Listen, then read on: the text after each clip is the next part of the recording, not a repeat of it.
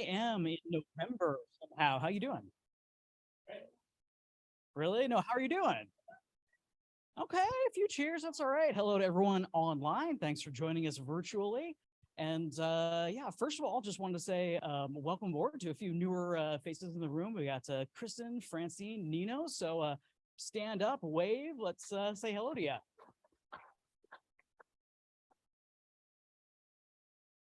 Welcome aboard. Thanks for being here this morning. Good to see you. All right, let's go ahead and get started with the pledge here. I pledge allegiance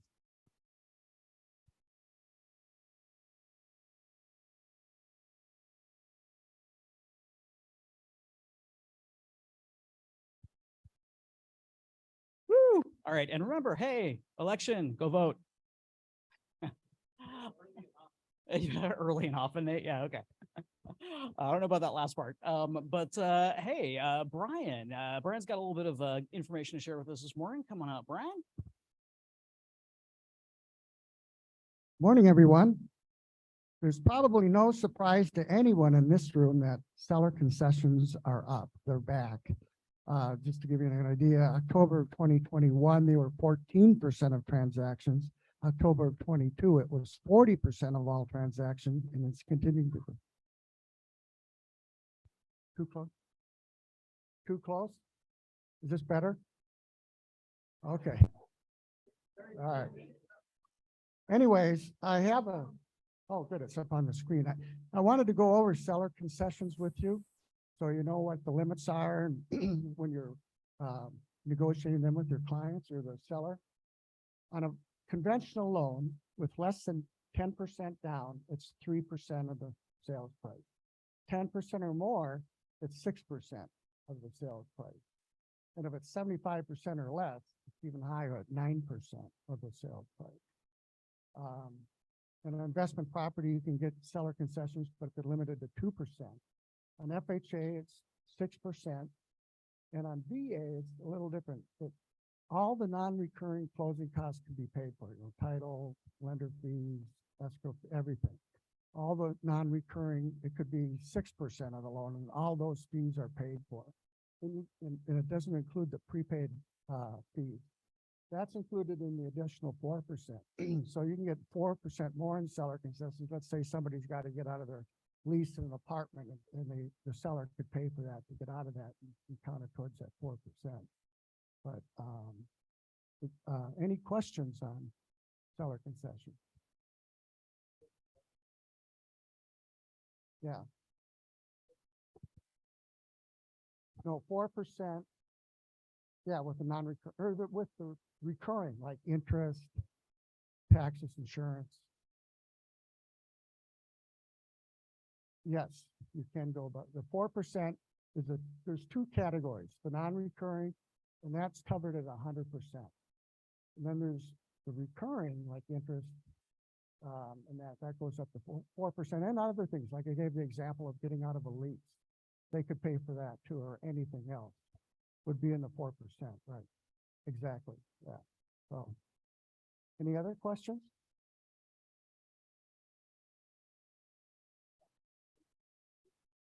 I'll do that. Oh, you mean as far as the cost? Okay, I'll do that. The question was, can I send out a email or something with the detail of those closing costs, and I'll do that. Yeah. Okay. Anyway, yeah. Just two more quick things. We have a flyer that passed out in November is Model Mortgage's Food Drive Month with the St. Mary's Food Bank. There's two ways to donate. You can bring canned goods into the Arrowhead office, or you can give cash contributions. Every $100 feeds 700 families. And with that contribution, you can get an Arizona tax credit, dollar for dollar, so it really doesn't cost you anything to donate. And then we're going to have a lunch and learn coming up here in November for using the reverse mortgage for purchasing a home. There's been a lot of demand for that lately because seniors' investment counts are way down and they don't want to liquidate that to pay cash, or if they don't want to have a mortgage, a reverse mortgage is, or have a monthly payment, I should say, reverse mortgage would be their answer. So that's coming up on November 17th. thank you very much. Sorry for the overrun. Yeah, good stuff there. I've talked to a number of people recently that in their entire real estate careers have never actually written something that had seller concessions, right? Because, you know, it's been a little while. So good to remember some of these things. Jody, come on up, Title Alliance. Morning, Jody. Okay. All right, thank you. Good morning. So I'm doing a raffle today because I thought it would be great with Thanksgiving coming up that you could all, somebody, not you, somebody could use a Cutco carving set. So Roberta. So Michael, would you like to do the honor? So, huh?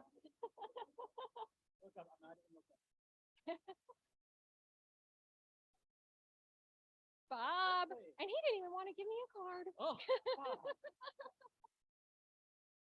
All right. I do want to just mention one thing. Anytime I come across a new experience, a new learning curve for me, I like to bring that to everyone's attention. So the other day, I had my very first learning curve with the new wholesale buyer language. So I had a contract that was supposed to close escrow on October 28th. The buyer didn't fulfill. Cure notices went out.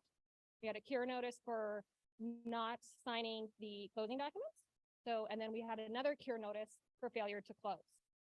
Monday, I come into the office and I have an assignment contract on my email for that very same contract that was supposed to close on October 28th.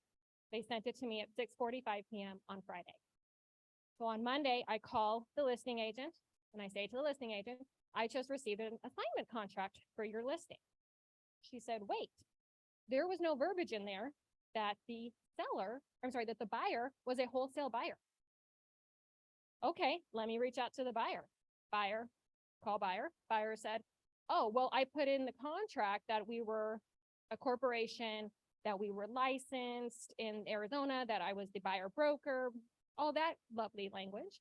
But I said, but you didn't add the verbiage that you are a wholesale buyer. Well, I didn't realize we needed to do that. Call up the seller. Seller says, I'm not selling to a wholesale buyer. Guess who got the earnest money? The seller got the earnest money. Guess what I got? Legal action threatened against me. I'm getting sued. The title company is getting sued. The brokerage is getting sued. Everybody was getting sued by this buyer. They were just all threats. That evening, so I'm dealing with this for half the day on Monday. That evening, right before I leave, I get an email from the buyer saying that he has done his due diligence and he is willingly going to be releasing the earnest money to the seller. And thank you for the learning lesson. So just wanted to give that example. If you work with wholesale buyers, make sure that that verbiage is in the contract. Even if they don't decide to assign it, make sure that verbiage is in the contract, because the cure notice could have possibly have gotten the buyer back their money because of the fact that they could have closed on Monday. But because the seller said, nope, I'm not selling to a wholesale buyer, and that's how they canceled, that's what happens. So just wanted to throw that out there, always learning in my industry, in our industry. So I hope if you have any questions, please don't hesitate to call me, ask me, email me. Yes, Cindy.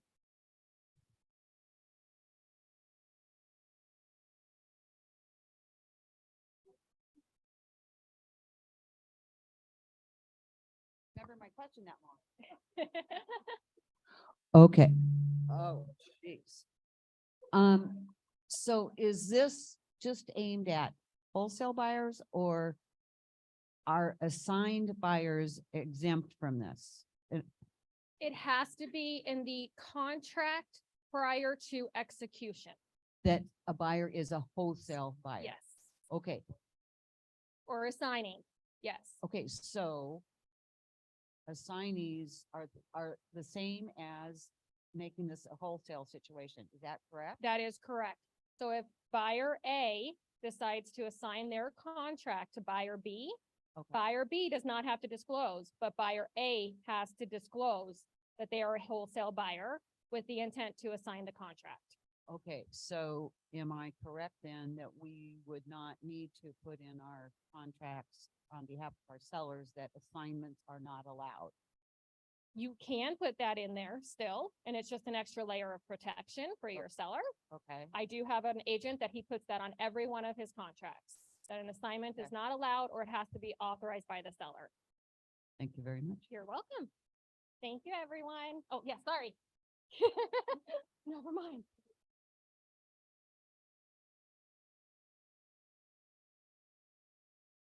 Yes. Yep. Any assignment, whether it's from their two corporations that they own, any assignment has to be in the contract. Okay, good? Okay.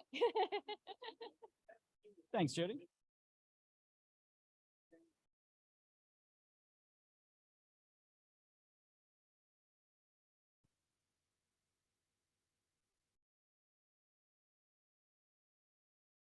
All right, good info there. And yeah, as Nate was mentioning, I'll brag on Shannon for 10 seconds because she'll want to brag on herself, right? Yeah, so she's on one of the handpicked boards by the commissioner to like revise the licensing tests and like, you know, all those kind of things. So yeah, that's where she is last couple of days. And guess what? She was grabbed because she's so awesome. So yeah, we love Shannon, right? There we go. A little applause on the recording for her. Thanks. All right, so got a couple other things just gonna hit real quick and get to our main event here. Always like to share some positivity, right? When good things are happening out there and we keep that positivity, we bring more positivity to ourselves. So these are just some reviews from your peers out there in the market. Candy, always my pleasure to work with someone so professional. Monica Cordova was very thorough and on top of everything. She has an awesome support team that works with her. Also, I'd say one of the best and flawless escrows I've ever had. Patty Gorski. Patty is quite the professional agent, on top of her game, quick to respond, fun to work with, and gets the job done. Let's do it again, Patty. Sharon Mason. Sharon was a joy to work with and very professional. Hey, 'tis the season for some joy, right? Andrew Tibbs. Andrew is fantastic to work with and is the ultimate professional. Oscar Collado, extremely professional, communicative, and the team works quickly to get things done. And then one of my favorites from the recent batch here, related to that, Michelle's on Oscar's team. Best closing experience I've had in 7 years of being a realtor. Michelle is a professional who provides constant communication and makes sure everything gets done. The entire transaction was smooth. It was a pleasure working with Michelle and her team. So beyond just the general positivity there, also, you know, you'll notice some recurring themes like, you know, stay on top of stuff, return calls, be RE/MAX professionals, right? And you know what? Getting out there doing that stuff keeps us on top of the crowd. Now, these came out a few months ago, as I think you all know, the Riz Media Power Broker stuff, comparing us apples to apples with, you know, all the other companies in Arizona big enough to make this list.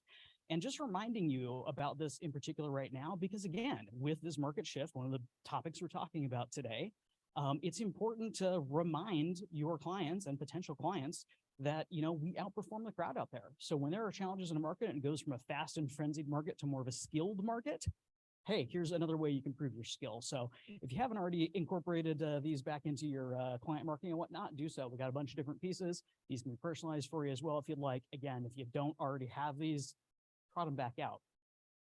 More specifically, you know, we like to take a look at this snapshot occasionally. So this is month of October. Again, just taking a look at transactions per agent, you know, so per agent productivity. And again, that's us over here. So, you know, still ahead of the crowd. So even though I know some of us in the room have seen some of that change in the market ourselves with our own pipelines, that sort of thing, just a reminder that, again, we're still outperforming, you know, and let's stay ahead of the game. And that's why you're all here this morning, right? Cindy asks, how can we get those graphics? Okay, so they're in the Office Doc section of the SkySlope with some of the other marketing materials and things like that, just so you can easily grab them. We'll also go ahead and send this batch back out. Thank you, Kim. When we send out some of the other materials after the meeting today that we're going to talk about. My pleasure. All right. Super quick reminders, RE/MAX Ultimate Teams event, December 6th and 7th. Now, of course, we've got the Certified Real Teams office. We've got some amazing coaches here. We got all that stuff available for you locally. But if you want to be deeply, deeply immersed in it and also, you know, trip to Vegas, hey, check out the Real Teams event. This has all been in your email from LLC. If you are interested, take a look, or if you need the info, ask us. Hey, Mike, real quick on that. This is for people that are thinking about joining a team as an associate, people thinking about maybe starting a team, or people that already have a team to get better. So it's open for everybody. Yeah, good stuff there. And of course, we've got R4 coming up, R4 50th anniversary. This is going to be a party. Who's ready for that? All right. Who's already either registered as soon as the doors open, or you're going to be there for sure? All right, that's a decent number. Yeah, let's get That some shouldn't more. be like a wave at a game. Everybody should go like that, right? So as a reminder there, registration, okay, I'm gonna put on like my Ron Popeil sort of thing. All right. It's an amazing experience. So much great value there, networking, a fun time, etc. How much would you pay for this event? Okay, regular registration, $6.99. Well, guess what? Not $6.99. Early bird, $5.99. But wait, Wait, it ends in 30 days. right? yes, December 16th, that's the end of the early bird. But guess what? You guys, you're here at Remax Professionals. We are a premier brokerage with Remax. Not everyone is. Another $100 off, only $4.99. Who could resist? Nobody. Yeah, so for the record, those of you on Zoom, nobody resisted. You know what? Might add something. So last year, Kyle Clayton and I, we flew on an airline called JSX, semi-private flight to Vegas. It was the same price as Southwest. An amazing experience. You roll up 30 minutes before, no taking your shoes off. You get on the plane. We were 15 minutes late. They gave us all $50 vouchers for our next flight. What airline in the history of airlines does that? Customer service was amazing. Drinks and snacks were included. You felt like a rock star flying. So I think it'd be pretty freaking cool if Remax Professional booked out the entire plane and we all flew to Vegas, kind of like our own personal airline. So let's check that out. I'll put the link on the inner circle. Let's get some pricing going. Let's see if we can make that happen. Okay, see, Cool. so there you go. So semi-private chartered flight, we're just adding more to this event, right? But also, wait, there's more, okay? So if you guys remember, I think it was 2020 where we did the team jerseys, that sort of thing. So that was really fun out there. We're doing another version of that now. So if you guys are registered by the December 16th early bird deadline, we're going to go ahead and get you your jerseys as well so we can have some fun with that. So, hey, now who's going to be there? All right. Look at that. The number of There you heads double. All right. Get a souvenir, you're in, right? Good stuff. Okay. And that's right. And a quick save the date reminder here, holiday party is coming up on Friday, December 2nd. So we're gonna give you some more info about that soon, but I'll throw that on your calendar. That'll be a fun evening, always is. And then the last thing before we jump right into the shift here, just a reminder that after the main meeting here, we're going to jump on into our mastermind, continue that discussion, get deeper on specific things that are particularly important to you. And of course, right before the mastermind, we're just have some additional giveaways and things like that, some stuff mottos and others have provided. So yeah, stick around and get some other goodies as well. But with that, I'm going to turn it over to Nate and Sarah. Come on up. All right, guys, good morning. Good morning. I think you guys could be a little more enthusiastic than that. There you Thank go. Monique. There you go. That's better. Am I So, too loud? Am I good? Are we good, Cindy? All right, perfect. Perfect. All right, cool. Okay, so I'm going to read you guys a little story. So real estate sales will plummet. Agent Christo has been bombarded with all sorts of negative news regarding the residential real estate market. With so many so-called industry experts predicting that the real estate bubble will burst and that rising interest rates would lock buyers out of the market, Christo has reason to be worried. As the sole income earner of his household, he knows that generating a steady income, even in good times, was difficult for him. He worried that he might have to listen to his brother-in-law and get a real job. Instead of surrendering to his fears, Christo decides to take control of the situation, and he knew that he would have to research the truth and have information ready to provide to his prospects who were held back by the naysayers. He believed it was possible to offer hope and real solutions during uncertain times. He started his learning journey by talking to his broker, befriending other successful agents in his area, and spending many late nights researching. He wanted to find the truth. And Nate's going to share with us what he found here in another minute. Sales decreasing during the Great Recession, 2008 to 2012. Christo found information that challenged his view on the market shift. He learned that during the Great Recession, existing home sales in the US fell an average of 20% annually compared to before the recession. Christo realized that the reasons for moving, detailed in the Harvard study, are what drives sales regardless of market conditions. Christo decided to create a formula he could use to calculate the number of existing and new home sales that should take place in his market area each year. Through his research, he learned that the average U.S. household has 2.3 occupants. The homeownership rate in the U.S. is currently 65.5, and that the percentage of homeowners that sell each year in the U.S. averages 7%. He sat and pondered all he had learned. Christo imagined the flow of a great river.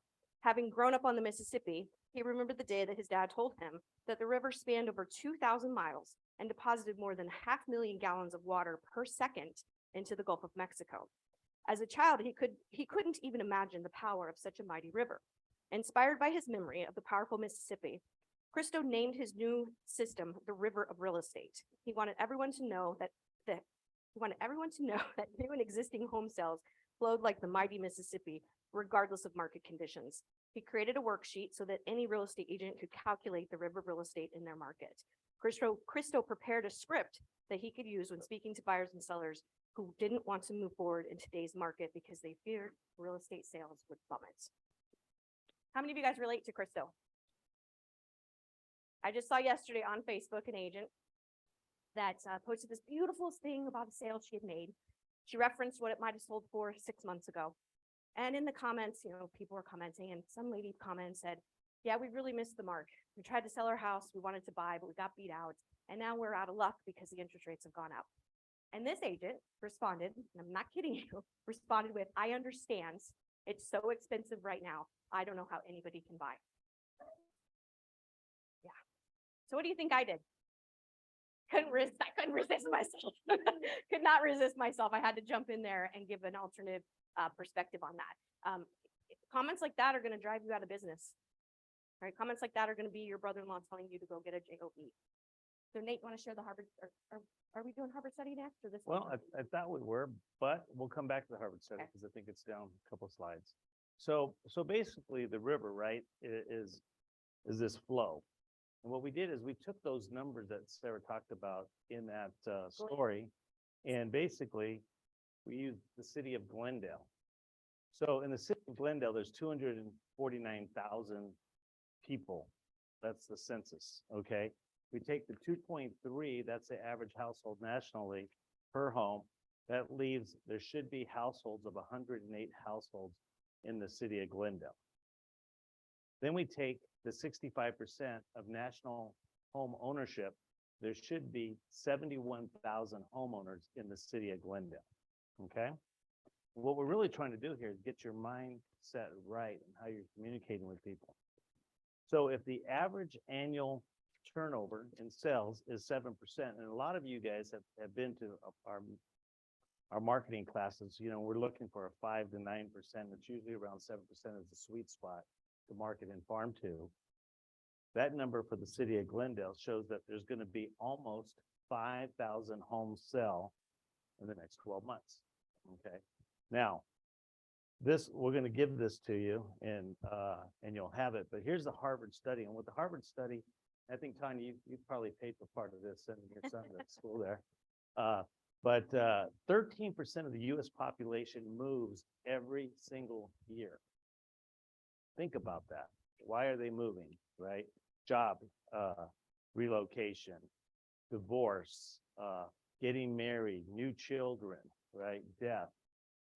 Unfortunately, I had a client that passed last month, and this just is an example of what happens, right? So the daughter called me. She goes, Nate, now that my dad's alone, we want to sell their house, we want to sell our house, and we want to buy a house with a detached guest house. So if you have one of those, let me know in the Northwest Valley.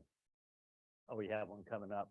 But, people make decisions. Neither one of them were planning on moving 30 days ago. How many real estate transactions is that going to be? That'll be 3. Yeah. And 6 sides, I guess, if you want to take it out. And who knows how that domino And goes let's forward. go a little deeper with that. So you went to the funeral. Yeah, but that's not relevant, Okay, right? well, Yeah. you went to a life event, and had you not gone, Mm. maybe And it that started on conversation- Facebook. I found out about that on Facebook. And I made a comment, right? And, so anyway, so you need to look for different things. People are going to always be moving up, moving down. They have financial crisis. They've lost their job. They want to move to a better neighborhood, better schools. 13% every single year move. But some of those are renters, right? But if you think about it, of the 7%, you can see at the top here, 40% of the 13% are housing related, 27% are family related, 21% are job related. Those are things that usually you can't control to some extent, right? So regardless of the real estate market that we're entering, these 13%. So we need to focus on where the buyers and sellers are. Let's not focus on the people that aren't going to buy. We need to focus on the people that are going to buy. Because in my 36-year career, through recessions, through presidencies, everything, the market still goes on, and there's some people in the business that are getting more than their fair share, right? So it's okay if we get more than our fair share, isn't it? Right? Okay, cool.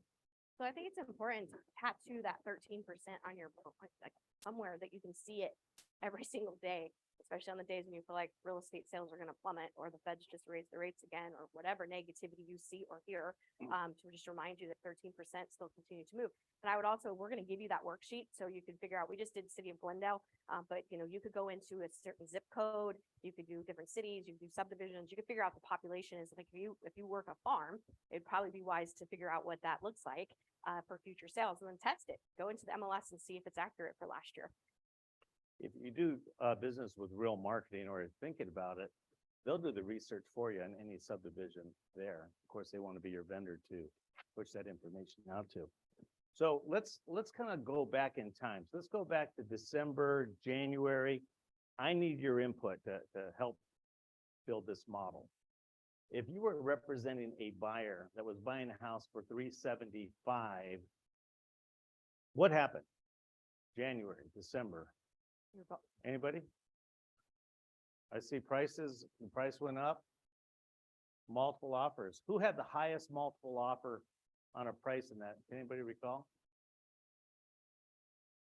What's that? Cash buyer, okay. Mike? Yeah.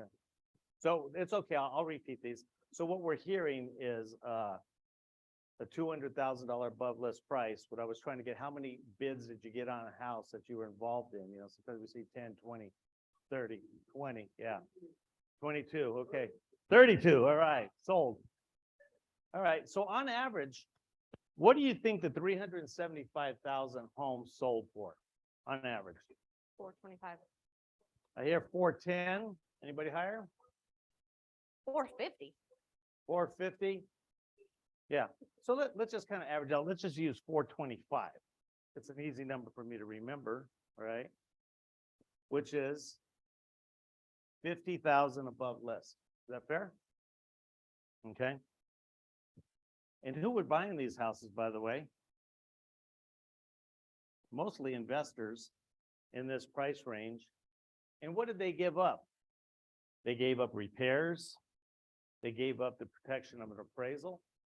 If they were financing, they had to come in with more money because they did the appraisal gap and had to take more money out of their pocket, correct? That was the market we were in, right? So Sarah and I are going to talk about, I have this thing in my mind. It's, we got to get the buyer off the couch, okay? So we got to get them off the couch. There's no way they're going to buy a house unless we get them off the couch. So Sarah, I'm going to call her up, but to set the stage, okay? Oh, it's already there. Okay, sorry. So Sarah was looking to buy in December, January, but was constantly outbid, right? Didn't buy a house, right? Basically lost interest, and she's just a lead in my Boomtown account, right? And I'm going to call her, and we're just going to kind of role play this out. And I want you to just kind of listen. This is not really a scripted thing. This is just a conversation, but there is scripts in the conversation, okay? So, hello, is Sarah there? This is. Hi, Sarah, Nate Martinez, how you been? I'm good. How are you? You kind of dropped off the radar. We were looking at houses back in December and January, and the market shifted. You just decided to hold up. What are you doing about your housing these days? We're living with the in-laws. Oh, that's got to be nice. Yeah, cheap rent. You know, why haven't you been back in the market? The market's great right now. I just got so burnt out, Nate, when we wrote 10 offers, couldn't get anything accepted. And now with the interest rates, gosh, I'm just worried that real estate's gonna explode. That's what everybody says on the news. Well, what are you gonna do? You're gonna live with your in-laws for what, 2, 3, 4, 5 years? I don't know, I guess. Really? What choice do I have? I can't afford rent and, the payment's gonna be too expensive now. Right? Well, you're telling me that interest rates are too high, can't afford the payment. You love your in-laws, right? Yeah, I'm saying all that. Yeah, okay. So what if I could tell you, I can show you a way, Sarah, that with our negotiations in the current market, comparing to when you were trying to buy in December and January, that I could get 7 years of the difference in the interest rate from like 3% to the 7+% that we're looking at today. Well, how Would would, that be interesting to you? yeah, how would you do that? Well, do you have time to come into the office so I can show it to you? I guess, yeah. Okay, first step, got her off the couch, right? So now we have an appointment, okay? So again, you can do this over the phone, of course, but the goal is to get them in and moving. Because I will tell you this, if you can get somebody off the couch with a plan, and if they walk into a home that they love, there's a good chance they might make an offer, right? I like to think about buying a car. People go in and buy a car, they test drive it, they love the leather smell, they look good in it, they're looking at themselves in the mirror as they're Worse when driving you're down waiting the for road. an oil change. That's when it always gets Yeah, you. they put themselves in that car. Then they go find out that the payment's higher than they want. And they tell the salesman, I'd love it, but my budget's 7. This is coming in at 8. So the salesman goes in the back room with the finance guy. They're probably talking about, did you make your picks for the games this week? And they come up with a program. That program, they come back out and said, Jim, I can do that sell for 700. The difference is that we're gonna give you a 7-year mortgage loan on the car versus a 5, right? They find a way to make it and you drive out happy. Happens every day, right? Has happened every day since I've been alive, I guess. All right, so we got the number 50,000. Okay. So now I bring Sarah into the office, and I don't know if I have a slide on that. Let's see. You should. Okay. So before I show that, I'm going to bring Sarah in the office. And I'm going to say, look, Sarah, I'm going to go through that same scenario. When we were looking at houses at 375, on average, they were selling about 425,000. That's $50,000. If we go out in the marketplace today, Sarah, I can save you that 50,000. You can? Yeah, because the house is going to sell for 375, and with my negotiations, maybe even a little less. Okay. Now, I'm just putting a goal out there. I can't guarantee anything, but just follow with me, Sarah. We're going to ask the seller to also pay $10,000 in concessions. Well, first of all, I'm going to come in lower. I'm going to come in 365, which is going to save you another 10,000. So we're at 60,000 now, right? Okay, yep. All right. We're going to also ask the seller to pay $10,000 towards a 2-1 buy down. Okay. You're telling me a seller 10 months from later, but we were just looking at houses not that long ago. You're telling me they're going to give me money to buy their house? Yes, I'm telling you that. Okay. Now, again, that's the goal. We've seen some scenarios like this play out, not all exact, but we're seeing a shift in the market, right? That now is bringing you back in. We see this in the new home builders. We see this in the sellers. People want to move because what we know is 13% of people have to move every year. And if one of these sellers are in that 13% that have to move, and even the 7% that are moving, that are homeowners, this could possibly happen. Okay, Okay. tell me more. Well, so let's just say, Sarah, that if I could save you 400, round figures, $400 a month on your house payment for the first year and $200 for this a month on the second year, would that help you move forward? Oh, yeah, absolutely. Yeah, and now, I think you mentioned on the phone call the other day that you thought about maybe waiting till the interest rates came down, right? Well, what I did some research.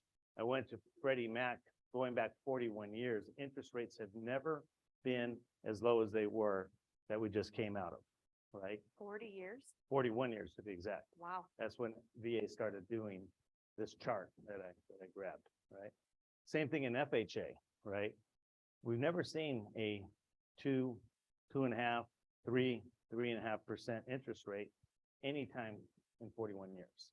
So the chance of that coming back, guys, is probably never, right? Thank God I refinanced with model mortgage at 1.5%. Yes, thank you, Brian. 1.5, guys, that's what I got on my house, 15 years. Get chills. We can never move. You never That's move. great. Dying in that house. So Sarah, those payments sound right to you? Would that work? Yeah, that's definitely got my interest peaked. Okay, so roughly, guys, if you do the math on the 400 and the 200, it's almost another $10,000 in savings, right? So it's quite possible if you know what to say and you find the right house. And there's other things you can talk about when you're in that consultation with Sarah. It might be something like this, Sarah. It's like, you know, one of the great things about today is you can actually do a home inspection and we can find things wrong with the house. And it's a good possibility the seller's going to fix them. Where back when you were looking in January, that's not going to happen. And that might be another $2,000, $3,000, $4,000, $5,000. I just negotiated $20,000 off of the list price yesterday on a deal I had in escrow. Yeah, So- yeah. So understanding the market, right? Understanding our representation. Sarah had mentioned that the agent online, which we all know who she is, it's kind of odd that she would say that. But then again, I guess it's not that odd. But, Yeah, you're not supposed to do that. well, I didn't say who it was. It's just odd. Bottom line, we have to make sure that we're. It was none of you in this No, room, nobody just here, yeah. caveat, okay? So I lost my whole train of thought. But going through this process, we're just trying to show people that there is an option. Oh, I know what it was. There was a news article on Channel 3 this last week. Alex Rubio sent me the article. I watched the video attached to it. And the agent was asked, you know, right, you know, the reporter was asking him, you know, with interest rates so high and, you know, people are afraid to buy and they're worried about their payments. What do you think they should do? He said, quote, I think they should wait. Right? That's what he said. That was our representation as a realtor. So I want you guys to think about when people tell somebody to wait, what they're telling them, right? Ownership is an amazing thing, right? When you own a house, you have more pride. You go to Home Depot, you're always fixing it up. As a renter, ask Brandy, I'm my renter for 7 years. I think I'm over $30,000 in remodeling as of today, and I'm not done, right? They frickin' trash the place, right? So renters, a lot of them don't have the pride of ownership as a homeowner. Think about anybody that has children. What if you had to move? How many people had to move because their landlord sold the house and cashed in? Then they moved and the rate went up. Then they moved again, right? When you own a house, your mortgage is locked in for 30 years. And in this case, we're 2-1 buy down. There's some subsidy there. NAR you can go on NAR and there's all kinds of different studies that show that marriages last longer, children have better self-esteem, they do better in school. There's all these other benefits and we always focus in on the money piece of it as realtors, but homeownership, and can I just tell a real quick story about my Sure. sister-in-law? I know we got to be mindful of time, but so I moved into this neighborhood in March. My sister-in-law came over, she said, we're going to rent forever. We can't afford these houses. Our rent's $900 a month. It just is what it is. Fast forward to June. Only a couple months later, prices came down just a smidge in Prescott Valley, just a little bit. She calls me on a Thursday and says, hey, is your lender still so-and-so? Yep, give her a call. We're thinking about buying. Okay, blows me away, right? Because that was March to June, not that long. $900 in rent, get her pre-qualified. We go out, we're under contract by Monday afternoon. Their house payment went from 900 to 1,800. That's significant, right? That's double. But they are over the moon happy. And they are so happy and that now they're homeowners and they only live a mile from me, which is bonus to me. So I tell that story because it's a great example of a short window of time. And literally Thursday afternoon by Monday night, we were under contract. And so just, you never know what people's motivation is going to be. And she's paying a lot more interest than I am on my rate. So again, this is a pretty blown up example. About $80,000 of overall possible savings from buying in December, buying today. But let's just say it's only half that, Sarah, right? there's some way that I can negotiate $40,000 better, would you want to go out and buy a house today? Yeah. Yeah. Matter of fact, Sarah, I got about 5 houses that I already have scheduled for, so let's go out and take a look. Great. Let's go. Now, when Sarah's out there, she walks in the house and she gets that great feeling you have when you walk into something that you love and you can start to see your family and all that stuff. She's probably going to go to a contract. But I guarantee you this, if I didn't call her, she'd still be on the couch, right? So we need to get what? Everybody off the what? Couch. Good, good. Feel like a motivational speaker. Down by the river. Go All ahead. right, so let's show you. So what I'm doing on our listings, if our seller allows, is we're asking the seller and we're telling them about the market, what's going on. We're talking about buy downs now, right? Now, I got to be honest with you, in my career, I never liked buy downs of any type. I like to get the equity. So if it costs $10,000, I like the $10,000 equity than the lower payment. That's me, right? That's the way my mind works as an investor, right? But Sarah's not an investor. She's a first-time home buyer. So what we're doing is on the listings now, this is an exact listing I have right now, priced at $375. So the numbers I'm going to show you, I went to Model Mortgage and I said, look, I need help. I need something because I'm not the brightest kid in the room. Can you do all the numbers for me? Can you make it in a situation where I put it into a PDF into the MLS documents? Because I want to offer this to every single home buyer that looks at my listing. And I also want it to be easy enough for a cross-sell agent that doesn't know anything about 2-1 buy downs. Here's the example, right? So here's the example. So I'm going to go through it. So I know it's small. Price is $375. And in this case, I'm paying full price. We didn't do the buy down. In my mind, when I did this form, it was a $400,000 type of sale. But this is an actual listing, $375. 5% down is 356, 250. Hard for me to talk in 300s. 7.25%. I don't know if that's accurate today because I think rates went up again.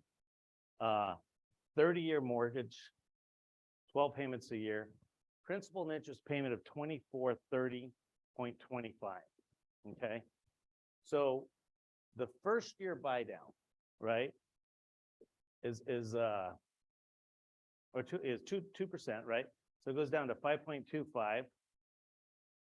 The reduce in the payment is $463. You notice when I talked to her, I used number 400, right? I knew this number was higher, right? So Sarah, I can save you $463 a month on the first 12 months, which is going to save you this first year, $55, $56. Is that okay with you? Yeah, that would be great. Okay. And in the second year, Sarah, the rate's going to go to 6.25 and your payment's going to be $236 less than the normal note, right? And that's going to save you another $2,841 in your second year. So over the first 2 years, you're going to save $8,397.45. What if the rates go down? What then? You can refinance I can Yeah. refinance anytime? anytime. Yeah. You will lose some of that benefit, but if the rates go down, you cash in, right? So, let's see, is that right, Brian? Can you use it?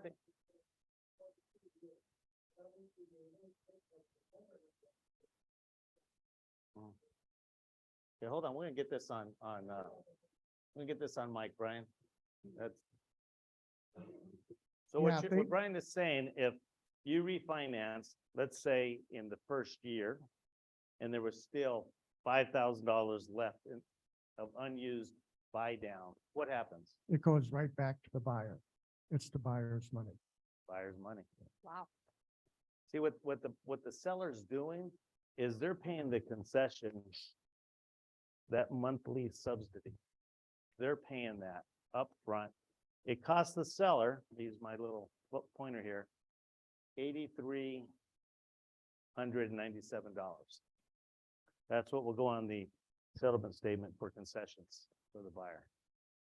I don't know what that is, a percentage of 365. Does it matter, Brian? Does it matter in the percentage of on this one, I think was an FHA. Which, Yeah, the buy downs, the seller buy down goes in that computation for seller concessions. Okay, so I just did the math on 375. We used to always ask for, what's happening? We used to always ask for 3% concession, right? That's actually $11,250. So this is actually saving the seller money in this scenario versus asking for a straight 3%. Marion has a question. She got the memo. Blue was the color. Thank you. Yes, it was, yes. Brian, where does that money stay? This buy down, Buy down money? yeah, Buy down money sits with the servicer of the loan. So every month, they're gonna Okay. give a portion of that back to like Fannie Mae or Freddie Mac, the Right. investment pool. So they give it back to the actual investor of the loan. okay, but if the buyer were to refinance, that money would actually go to the buyer. It would go right back to the buyer, just Or- like their escrow account for insurance and taxes. Okay, That's their little, I always tell the buyer, it's their little checking account with the lender, but you don't write out checks. So it's your money, if you refinance or sell, you'll get it back. okay. It's just same with the buy down money too. It's their money that the servicer of the loan is gonna pay to the investor of the loan. All right, and my other question is, people get caught up in all the language, and it's hard to understand. What would the difference be, like a 7.25% interest rate? What if you bought it down to 6 and That's the other thing you could do is Nate is talking about a temporary. interest Right, buy down. a You could per- do permanent. permanent interest rate buy downs too. Where do those numbers come in? Well, it's gonna depend upon, I should know that. I It's gonna know, depend but on the it's loan okay. amount and everything, but. Yeah. And I, Because sometimes buyers would like to know that, you know what, I'm moving in the house and it's not gonna change. Plus the fact that they have to qualify at the 7.25 anyway. Right. So on a permanent buy down, that helps the buyer. They get qualified at the lower. Lower interest rate. Doesn't help them on the temporary. Right. But it helps them on the permanent buy down. So maybe I can help, and again, I'm not a lender, I just have to have numbers up here I can quote. So in this particular example, if you bought it down 1%, and Brian, you could probably tell me what is 1% buy down cost right now, I know I think it's approximately. about 3 points to buy it Okay. down. So 3 points to buy it down, in this case, it's about $10,000, I guess is the number that you wrote. 11,250. 11,250. So this is why I never liked the permanent buy down, because it was 11,250 to save $236 a month. Right? But that might be, that's your opinion. That might be. No, the I know difference that. That's Between a my buyer opinion, right, yeah. qualifying and a buyer not qualifying, Right. or a buyer feeling comfortable and feeling like, okay, yeah, I can do that. Right. And that's what I said. That's why I said, when I look at it from my point of view, from a buyer's point of view, that's your difference. And it's right there in the same form that if you want to do a permanent buy down of 1% of the interest rate, that's the number. It's going to save you 28.41 per year for the next 30 years. Right? It's a big number. Right. But now you have to qualify on the 2-1 buy down on the top number. You're not qualifying on the lower payment. You're qualifying because you're qualifying on the 30-year mortgage. And the subsidy is kind of that separate piggy bank, if you will.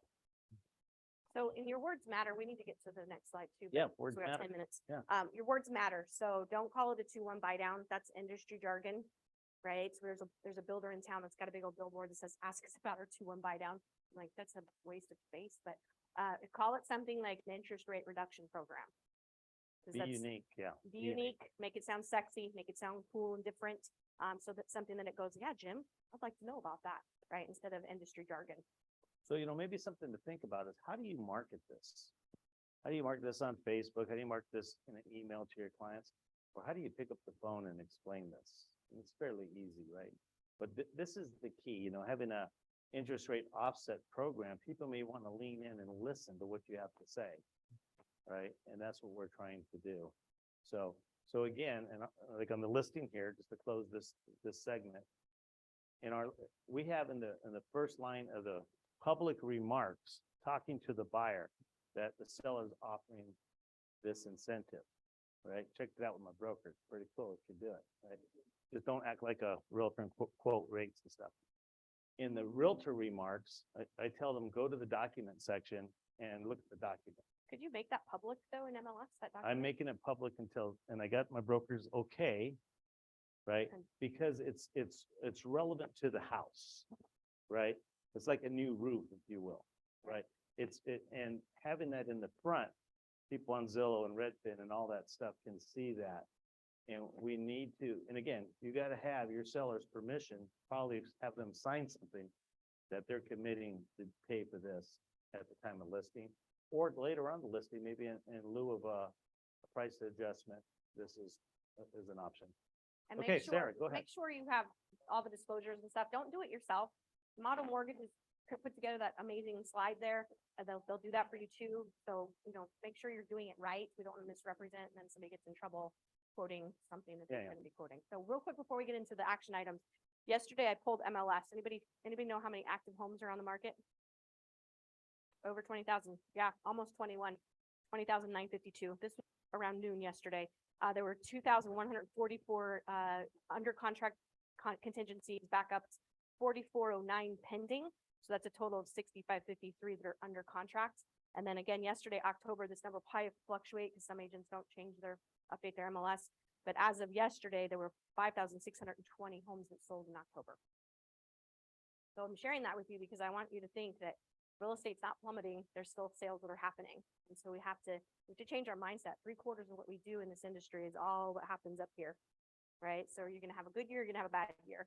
You have to commit to what do we want to say here. So we're going to give you guys some homework. Those of you that are in the gas program, this would be awesome to take this to your accountability groups and work on it together. You don't have to be in the gas program. If you want to layer up your accountability, send it to me or Nate or Mike or Kim or whoever you feel comfortable sharing your pillars of business. So one of the things we coach about is that you should have 4 pillars or buckets that keep your business going. And each of them should independently be able to keep your business going 100%. So that if one falls out, right? Some people who are paying lots of money for Zillow, what happened to them? That pillar went away, right? So personally, I think that 75% of your business should come from your database, your past client, your sphere, your top 50. If you don't know what top 50 is, that is a list of people who are evangelical about you, right? Chris, they wouldn't do business with anybody but you, and they won't allow anyone they care about to do business without you. Top 50 is an amazing concept that if you really work it, the goal is that it could result in 86 transactions. I don't know. I think that'd be a pretty good year to do 86 transactions from a group of 50 people. So Be we're okay gonna- to do 10, right? Yeah, so we're gonna send this out to you guys, but can you get to the next slide? Okay, you want to talk about this one first? or- Yeah, Okay, this is just let's say- basically mapping it out. There's an example of how you could do your pillars for each week of the month, using the different examples of pillars. But what I really wanted to show them was the next slide. And again, we're gonna send this out to you guys. This was crowdsourced by a whole bunch of coaches across the United States. And it was just, what are ways that we can generate leads that are beyond the typical expired, canceled top 50, all of that. So we crowdsourced all this, and there's some really cool ideas in here. We used to advertise in the Phoenix Bridal magazine way back in the day, right? Because people are getting married. What do they need to do? Oftentimes they need to buy. Sometimes I had one couple that they got married later in life. I had 3 transactions from that marriage. There's 2 houses to sell and 1 to buy together. And so there's some really different ideas up here, and this is designed to help you kind of think outside the box. So again, Mike, we're going to send this out, correct? You guys are going to get. Yep, we're gonna have that, the power broker stuff we mentioned, and anything else that happens to help in the next 10 minutes. Yeah, so I would really, really challenge you, especially with this time of year, look forward to, there's still time, right? There's still time to sell some houses. We don't shovel sunshine here, so December 31st, you can still get a deal in escrow. So really thinking about next year, what do your pillars look like? And then building out a plan around those pillars. It's not gonna do any good to identify what they are if I don't then have a plan of action to make that pillar actually produce some leads. Okay, Nate, you have something to add? Yeah, I just want to go back to this here. I mean, this is basically looking what you should do in a week when you're nurturing your gardens, right? These are all gardens, little farms, if you will.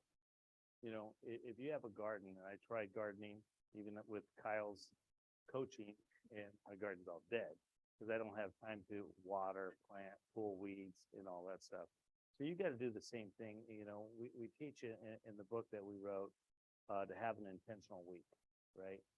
Without an intentional week, we're just all running around with mice in a maze, right? But with an intentional week, knowing what you're going to do when you wake up tomorrow, right? I knew that we were going to be here today at 9 o'clock, right? I know where I'm going to be at 11:45. So make sure I get out of mastermind on time to drive to the other side of town. So, which one thing on my intentional week, I'm not saying this happens every day, but I have lunch on my intentional week with a vendor, a client, or a friend, right? Not necessarily another realtor, but I do have lunch with realtors because that's a good way for us to mentor and coach. But, you know, it's intentional, right? So if I can do that a couple times a week, that's pretty cool. It's not perfect. It's intentional, right? So just, you know, you can see here how this breaks down. You get 4 different pillars. Each week you can work on a different pillar. So that's the way it works. You know, Sarah said something, it's all mindset. In my 36 years of being a realtor, I've heard people say this about this time of year. Well, it's really slow around the holidays. We're in the holidays. Well, last I checked, the holiday was Monday, right? One day. Thanksgiving's one day. Christmas is one day, and the various other religious holidays are all one day. It's not a season. Everybody else has to work, so realtors don't have to stop working and thinking that nobody's going to buy and sell. I've sold a house every month for 36 years. I've Right. sold a house on Christmas and New Year's. Right, Roberta, get a mic to Roberta, please. Sold one on my birthday. That was a really good day. Besides a house that I sold on Christmas Eve, my best one was on New Year's Day at 6 a.m. I took a referral call from an agent in Florida who gave me a referral. I sold, my team knows this story. I sold that woman's house, listed it, sold it. She moved to Florida, hated it. Literally moved back 8 months later, bought another house. Remember her, Marion? Didn't like that house, sold that house. Bought another house and has called me and said, now we're getting divorced, need to sell this house. This all happened in 24 months Wow. You know where they're getting divorced? It's because they moved so many times. because I answered the phone at 6 a.m. on New Year's Day. Right. So I used to live at 55th Avenue in Peoria. And I saw this really, and this was 90, 91, something like that. And on Christmas Eve, I see this killer black Mercedes show up on the house I had listed across the street, and I'm checking it out, and they phone rings. And it's Mrs. Garcia from the Garcia's restaurant. Christmas Eve. Wants to buy a house for her son. Happens to be maybe that house. Could you see it? Happen to be in the neighborhood. Go over there on Christmas Eve, show the house.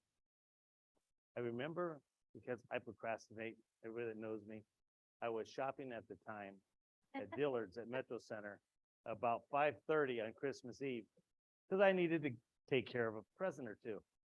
And the phone rings again. It's Mrs. Garcia wants to write the house cash.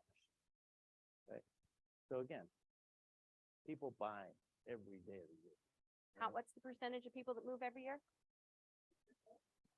What? Say it a little louder, 13%. And how many are homeowners or buyers are 7%? 7%. Right. 7%. Was helpful, you guys? How many are gonna go out and call somebody on your database that's on the couch? Get them off the couch, See guys. some hands up, right? This is a great, I personally am excited, this time last year and having actually bought a house during this crazy time, getting lucky and finding it for sale by owner, it was stressful. And I've been doing this 25 years. I closed the deal last summer, 7 offers I had to write for that buyer. And Diana, I kind of pride myself on my negotiation skills, maybe 2 or 3 in the past, 7. And the only reason we got that deal accepted is because the first offer fell through. And she came back to me as the backup offer. And I told her, I said, you just should have taken my offer to begin with, right? So I've never had to work that hard. And I heard somebody say the other day that they're bracing themselves that this market's going to be hard. And I said to her, why? Why does it have to be hard? And she looked at me and she goes, I guess you're right. Right? So it doesn't have to be hard. There's 21,000 homes in the market. This is the first time in 30 years that new homes are affordable, right? People can go out and buy a new home, and they're giving away the farm on some of these new construction stuff out there. And by the way, that one builder that wasn't paying commission, they're now giving bonuses if stuff closes before the end of the year. So go out and check them out because they've got some really great product out there. So 5%. yeah, well, I guess, are we supposed to say apples? No, we're not negotiating. So Alex, do we have any questions on Zoom? No All right. questions? Anybody else in the audience have questions, comments? Hey, guys, I promise that I'll get you guys out of here at 10 o'clock. It is 10 o'clock on the dot. I appreciate your time, If you want to stick around for a minute, we're gonna give a few things away though. right? Oh, we gotta be quick because I promised them. And, Well, you can and leave. after the giveaway, if you want to stay for the mastermind, you want any challenge or problem that we can kind of all get together and solve, come right up here. Awesome. What are we giving away? All right, well, sir, you're